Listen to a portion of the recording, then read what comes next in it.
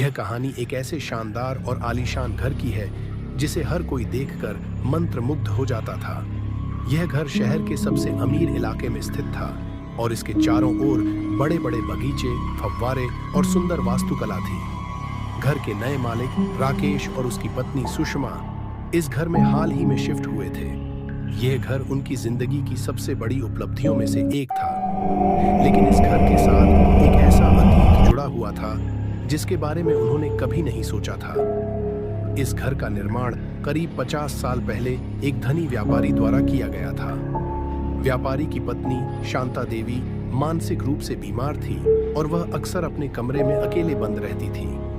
कुछ सालों बाद अचानक एक रात उसकी मौत हो गई। लोगों ने कहा कि उसकी आत्महत्या हुई थी, लेकिन उस समय के लोगों का मानना था कि उसकी आत्मा इस घर में कैद हो गई है। जब राकेश और सुषमा इस घर में आए तो शुरुआत में सब कुछ सामान्य था।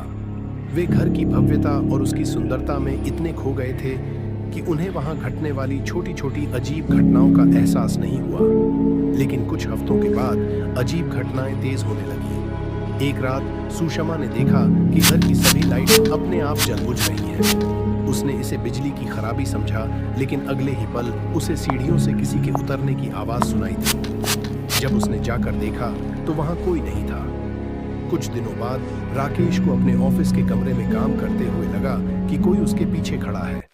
जब उसने मुड़कर देखा तो उसे एक परछाई दिखी जो धीरे धीरे गायब हो गई। राकेश ने सोचा कि वह ज्यादा काम करने की वजह से थका हुआ है, लेकिन सुषमा ने भी कई बार वैसी ही घटनाओं का अनुभव किया था।